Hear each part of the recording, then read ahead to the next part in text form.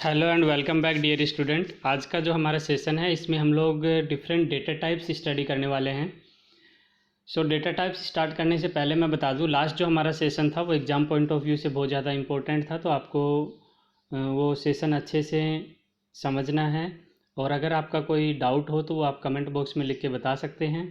कितने तरीके के ऑपरेटर्स मैंने आप लोगों को स्टडी करवाए थे, ये आपको कमेंट बॉक्स में लिख के मुझे बताना है। आज का सेशन शुरू करते हैं। The type of operator. जो टाइप ऑफ ऑपरेटर से यहाँ पे मीनिंग है, अगर हम कोई ऑपरेशन परफॉर्म कर रहे हैं ऑपरेंड्स पे, तो उसका कुछ रिटर्न टाइप होता है जो इवेलुएट होके जो हमारे पास वैल्यू आती है वो आपका कोई ना कोई डेटा टाइप होता है, और उस डेटा टाइप को रिकॉग्नाइज करना बहुत ज़्यादा ज़रूरी होता है। जितनी भी प्रोग्रामिंग लैंग्वेज होती हैं उनके बेसिक्स के अगर मैं फंडामेंटल्स की बात करूं तो उसमें डेटा टाइप डिफ़ाइन करना बहुत ज़्यादा ज़रूरी होता है कि जो आपका ऑब्जेक्ट है या आपका मेथड है या आपका वेरिएबल है जो आप यूज कर रहे हो एज एन इवेलुएशन, उस इवेलुएट करने के बाद उसकी जो वैल्यू आएगी वो आपकी किस तरीके की होगी, जो वेरिएबल आप यूज़ कर रहे हो वो किस तरीके का है, ये आपको बताना ज़रूरी होता है जब आप उसको यूज कर रहे हो। फॉर एग्जांपल आप वेरिएबल यूज़ कर रहे हो तो वेर कीवर्ड लिखते हैं, दैट मीन्स आप एज ए वैल्यू को एज ए वेरिएबल यूज़ कर रहे हैं। तो ये आपको जो टाइप होता है वो आपको बताना ज़रूरी होता है। अगर मैं आपके जो लास्ट सेशन में हम लोगों ने बात की थी कि आपके जो ऑपरेटर्स हैं वो क्या क्या टाइप्स रिटर्न कर सकते हैं। आपका नंबर रिटर्न हो सकता है, आपका स्ट्रिंग हो सकता है, बूलियन हो सकता है, ऑब्जेक्ट हो सकता है, फंक्शन हो सकता है, अनडिफाइंड वैल्यू हो सकती है या फिर नल वैल्यू हो सकती है। नाउ ऑब्जेक्ट जो है वो दो तरीके से रिटर्न करता है, नल वैल्यू और ऑब्जेक्ट जो है एक ऑब्जेक्ट रिटर्न कर सकता है। जो स्ट्रिंग रिटर्न टाइप यहाँ पे बताया हुआ है, इसको अगर मैं दो वे में समझूँ, टू ग्रुप्स में समझूँ तो ज़्यादा बेटर है। फॉर एग्ज़ाम्पल जो डेटा टाइप्स है, मैंने बताया था आपको कि डेटा टाइप जो होते हैं किसी भी प्रोग्रामिंग लैंग्वेज के मेन बिल्डिंग ब्लॉक्स होते हैं, यानी कि जो फॉर्मेट होता है उस कि किस फॉर्मेट में आपका डेटा स्टोर होगा वो उसका डेटा टाइप होता है। कोई भी वेरिएबल किस फॉर्म में किस फॉर्मेट में आपका स्टोर होगा वो उसका डेटा टाइप है, वही उसका फॉर एग्जांपल मैंने रिटर्न टाइप बताया कि रिटर्न टाइप भी क्या है कि कोई भी वैल्यू जो रिटर्न हो रही है, फंक्शन या मेथड रिटर्न कर रहा है वो किस फॉर्मेट में से होगा, that is your data type. और इसको मैं दो तरीके से समझ सकता हूँ। मैंने अभी अभी आपको बताए थे 7 डेटा टाइप्स जावास्क्रिप्ट में होते हैं, एंड उसको हम दो ग्रुप्स में क्लासीफाई कर सकते हैं। One is primitive and other is non primitive. अगर मैं प्रिमिटिव की बात करूँ तो प्रिमिटिव में हम ये 6 डेटा टाइप्स इंक्लूड करते हैं: boolean, null, undefined, number, string.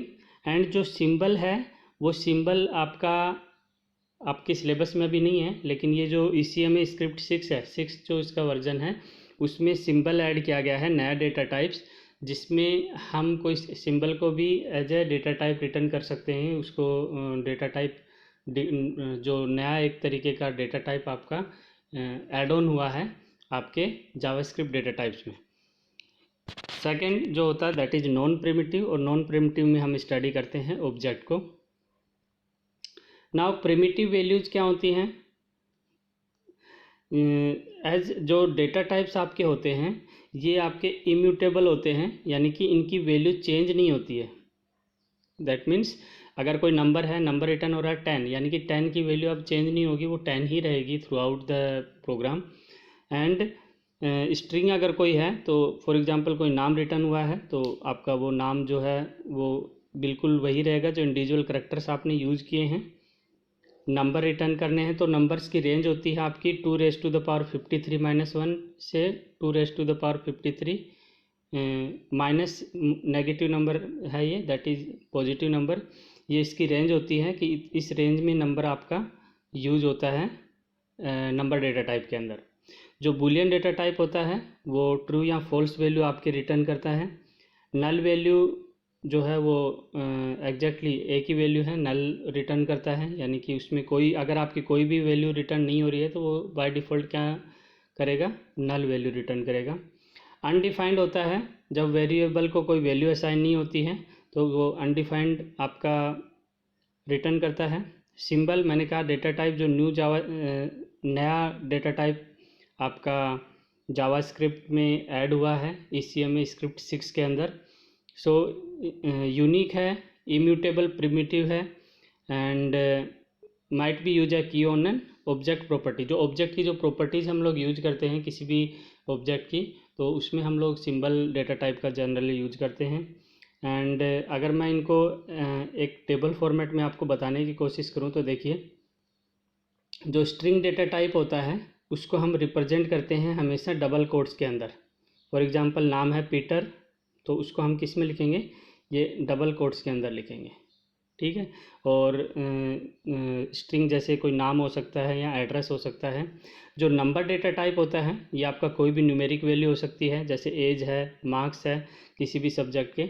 अगर इनको हम एंटर करते हैं, इनका यूज करते हैं प्रोग्राम के अंदर, तो हम उसका डेटा टाइप जो है वो नंबर लेंगे। एंड बुलियन वैल्यू जो है वो आइदर ट्रू और फॉल्स वैल्यू रिटर्न करती है, यानी कि जो भी ऑप्शनल क्वेश्चंस जैसे होते हैं या फिर हम कोई ऐसा इस तरीके से ट्रू फॉल्स वैल्यू जो रिटर्न कर सके 0-1 फॉर्मेट में, तो वो आपका बुलियन डेटा टाइप होता है। नल वैल्यू का क्या होता है, सिर्फ नल रिप्रेजेंट करता है, यानी कि कोई भी वैल्यू अगर आपने पास नहीं की तो बाय डिफ़ॉल्ट उसको नल ट्रीट करेगा, या फिर किसी भी स्ट्रिंग के एंड एलिमेंट को क्या ट्रीट करेगा, नल। अनडिफाइंड होता है जब आप किसी वेरिएबल को वैल्यू असाइन नहीं करते हैं, तो वो अनडिफाइंड आपका रिटर्न टाइप देता है, यानी डेटा टाइप उसका अनडिफाइंड हो जाता है। एंड सिंबल जो है वो नया डेटा टाइप ऐड हुआ है ECMA स्क्रिप्ट 6 के अंदर। अगर नॉन प्रिमिटिव की बात करूँ तो नॉन प्रिमिटिव म्यूटेबल होते हैं, यानी कि उनकी वैल्यू चेंज हो जाती है। और चेंजेबल से मेरा मतलब है ऑब्जेक्ट जो आपका डेटा टाइप है वह आपका नॉन प्रिमिटिव है, और क्योंकि जो ऑब्जेक्ट हम यूज करते हैं उसको हम चेंज कर सकते हैं। फॉर एग्जांपल पहले से बना हुआ कोई आपका इनबिल्ट कोई मेथड है और उसको हम यूज कर रहे हैं, जैसे मैंने कहा where a is equals to new array, यानी कि जो एरे मेथड है, एरे मेथड का मैंने एक नया ऑब्जेक्ट क्रिएट कर लिया है ए, तो ये ए बिल्कुल वैसा ही बिहेव करेगा जैसे एरे आपका जो इनबिल्ट मेथड है उसी की तरह बिहेव करेगा। लेकिन जो ये ए वेरिएबल मैंने बना लिया है इसका ये ऑब्जेक्ट है, तो इसका रिटर्न टाइप ऑब्जेक्ट होगा। एंड इस ए में मैं अपने अकॉर्डिंग एरे में एलिमेंट्स अपनी जो मेरे को ज़रूरत है वो एलिमेंट्स में इस एरे ऑब्जेक्ट में यूज करूँगा। सो ये म्यूटेबल होते हैं। नॉन प्रिमिटिव जो ऑब्जेक्ट डेटा टाइप्स होते हैं वो म्यूटेबल होते हैं। फॉर एग्जांपल जैसे हम यहाँ पे देख सकते हैं, ये नाम है पीटर, एज, और अगर हम इसको हमने एज अ ऑब्जेक्ट यूज़ करेंगे तो फर्दर हम इस नाम को चेंज कर सकते हैं, एज को चेंज कर सकते हैं। नया अगर डेटा एंटर करेंगे तो इसकी जगह आप दूसरा नाम लेंगे, एज उसकी जो अकॉर्डिंगली आप एंटर करेंगे। तो इस तरीके से हम समझ सकते हैं जो डेटा टाइप होते हैं उनको दो तरीके से हम लोग समझ सकते हैं, आपके प्रिमिटिव और नॉन प्रिमिटिव। सो होप कि आप लोगों को क्लियर हो गया होगा कि जो प्रिमिटिव और नॉन प्रिमिटिव डेटा टाइप्स हैं वो किस तरीके से हम उसको एलेबरेट कर सकते हैं, कैसे समझ सकते हैं। अब अगर मैं आपके सिलेबस के अकॉर्डिंग बात करूं नंबर जो डेटा टाइप होता है उसके बारे में, तो जो नंबर डेटा टाइप होता है उसके लिए मैं अगर सिंटैक्स की बात करूं तो आपको इस तरीके से सिंटैक्स लिखना होता है। यहाँ पे ये नंबर जो है ये इनबिल्ट आपका यानी कि पहले से बना हुआ मेथड है, उसको हमने यूज़ किया है।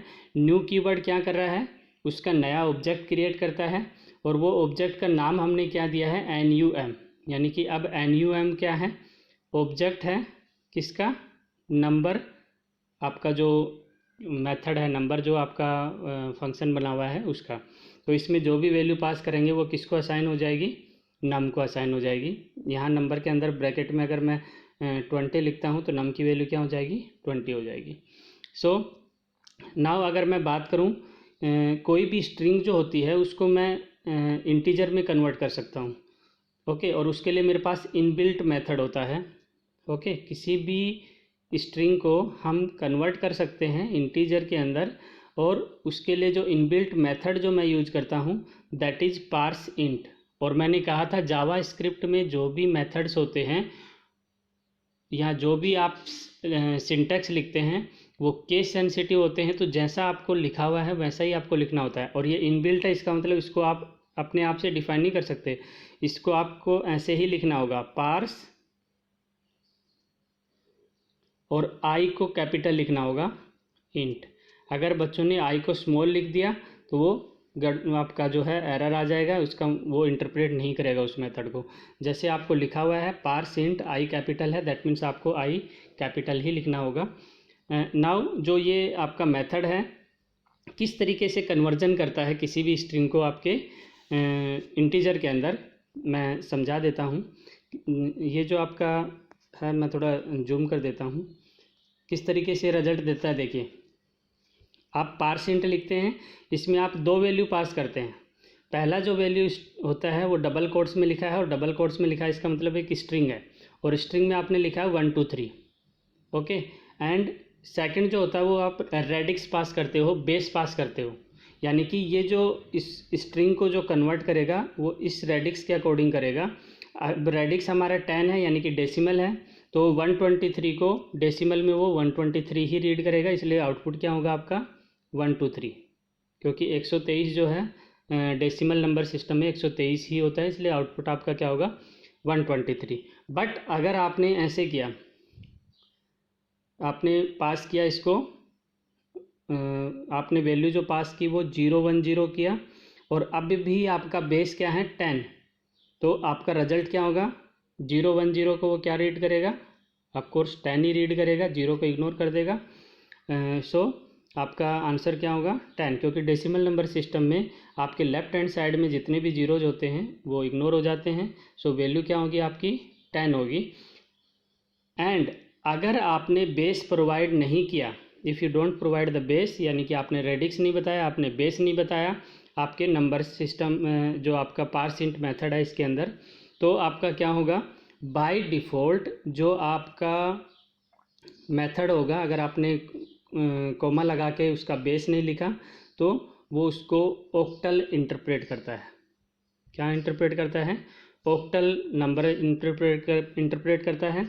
ऑक्टल से मेरा मीनिंग यहाँ पे क्या है, जैसे आपके डेसिमल नंबर सिस्टम होता है उसके अंदर कितनी डिजिट होती हैं, अप टू 9, यानी कि 10 डिजिट होती हैं, 0 से 9 तक टोटल कितनी डिजिट होती हैं 10। ऐसे ही मैंने लास्ट सेशन में बताया था, अगर बाइनरी नंबर सिस्टम है तो उसमें सिर्फ 2 डिजिट होती हैं। इन द सेम वे अगर आपका डेसिमल नंबर सिस्टम है उसमें 10 होती हैं, बाइनरी में 2 होती हैं, तो ऑक्टल जो होता है, ऑक्टल नंबर सिस्टम जो होता है उसके अंदर 8 डिजिट होती हैं। कितनी डिजिट होती हैं 8, और वो कैसे होती हैं 0 1 2 3 and so on up to 7। 0 से 7 कितनी डिजिट्स हो जाती हैं 8 डिजिट। अब देखिए यहाँ पे आपकी 0 से 9 तक कितनी डिजिट होगी 9, तो नेक्स्ट जो नंबर होगा वो क्या होगा ये 1 0 1 1 1 2, ओके। ऐसे ही अगर आपका 2 डिजिट होगी 0 और 1, तो नेक्स्ट नंबर क्या होगा 1 0 1 1, okay. In the same way 0 के बाद 7 के बाद क्या होगा 1 0 1 1 1 2, इस तरीके से होगा। ये 7 डिजिट के साथ रिपीट होगा 1 7, और 1 7 के बाद क्या होगा 2 0, और इन द सेम वे यहाँ पे क्या होगा 1 1 हो गया, दोनों डिजिट रिपीट हो चुकी हैं 0 और 1, तो नेक्स्ट डिजिट क्या होगी आपकी अगेन आपका 1 0 रिपीट होगा, यानी कि 0 1 आपका 1 1 0, ओके। इस तरीके से यहाँ पे आपका 2 0 के बाद 2 1, जो आपका डेसिमल नंबर सिस्टम है इसमें लास्ट डिजिट में यहाँ पे आपका 2 0 होगा, फिर 2 1 2 2 2 2 3 21 22 23। सो अब होता क्या है, जो 9 के बाद इस डिजिट को हम डेसिमल में क्या रीड करते हैं 10 11 12। इन द सेम वे ये क्या है 0 1, बाइनरी की बात कर रहा हूँ मैं, ये 2 आपका ये 3 आपका। In the same way 0 octal में ये 7, ये आपका 8, ये 9, ये 10। यानी मेरा कहने का मतलब है जो ये 1 0 है इसको ऑक्टल में क्या रीड किया जाता है 8 रीड किया जाता है। सो जब आप इसको यहाँ पे अगर आपने बेस पास नहीं किया है तो बाय डिफ़ॉल्ट वो उसको क्या ट्रीट करता है ऑक्टल, और ऑक्टल ट्रीट करने के कारण 10 को वो क्या आपका रिजल्ट देता है, 8 रिजल्ट देता है। ओके, सो ये ध्यान रखना है, आपको हमेशा बेस पास करना है। आपको जो भी रिक्वायर्ड बेस में उसको कन्वर्ट करना है स्ट्रिंग को, वो बेस पास करेंगे। अगर आप नहीं करेंगे तो उसको ऑक्टल में कन्वर्ट करेगा। नाउ अगर आपको बाइनरी में कन्वर्ट करना है तो आप क्या करेंगे, बेस चेंज करके उसको 2 कर देंगे। अगर आपने 2 बेस कर दिया है दैट मीन्स वो उसको किस में कन्वर्ट कर देगा, बाइनरी में। आपका नंबर क्या है 1 1, और 1 1 बाइनरी में क्या होता है, 3 होता है। 0 0 0 1 1 0 और 1 1, ये 0 ये 1 ये 2 ये 3। ओके, तो 1 1 क्या होता है बाइनरी में, 3। तो आपका जो अगर आपको बाइनरी नंबर में कन्वर्ट करना है, बाइनरी नंबर को इंटीजर में, तो आप क्या करेंगे, उसका बेस जो है वो बाइनरी देंगे, यानी कि वो उसको एज ए बाइनरी ट्रीट करेगा। तो रिजल्ट क्या देगा आपको, बाइनरी में ये क्या नंबर है 3, तो आपको 3 रिजल्ट देगा। सो इस तरीके से हम लोग फ्लोटिंग पॉइंट के लिए भी यूज कर सकते हैं। आपके लिए आपका जो फंक्शन होता है वो पार्स फ्लोट होता है। जैसे आपने वैल्यू जो है इंटीजर के लिए यूज की है, वैसे ही आपके पास एक और मेथड होता है पार्स फ्लोट। उससे आप फ्लोट वैल्यू को क्या कर सकते हो, चेंज कर सकते हो, किसी भी फ्लोट स्ट्रिंग को आप चेंज कर सकते हैं। सो अगर मैं बात करूं, you can also use an unary operator to convert value to the number. Okay, जैसे आप इस तरीके से अगर लिखते हैं प्लस और स्ट्रिंग के साथ में आपने लिखा 42, तो वो as a 42 as it is लिख देता है। यानी कि आप किसी भी स्ट्रिंग के साथ ऐड करना चाहते हो किसी वैल्यू को, ओके, किसी वैल्यू को नंबर को कन्वर्ट करना चाहते हो तो आप प्लस स्ट्रिंग का भी यूज कर सकते हो। प्लस करके आप जो भी आप स्ट्रिंग पास करेंगे वो उसको एज इट इज़ रीड करेगा एज ए स्ट्रिंग। सो एक स्पेशल वैल्यू होती है दैट इज़ NaN, और NaN का मतलब होता है नोट ए नंबर। अगर आप कोई वैल्यू एज ए स्ट्रिंग में कोई वैल्यू पास करते हैं और वो वैल्यू आपकी न्यूमेरिक नहीं होती है, तब आपका रिजल्ट क्या देगा, पार्सेंट। जैसे आपने पास क्या किया स्ट्रिंग हेलो, और आप बेस क्या पास कर रहे हो 10, तो 10 बेस में हेलो तो रीड ही नहीं होगा क्योंकि ये नंबर है ही नहीं।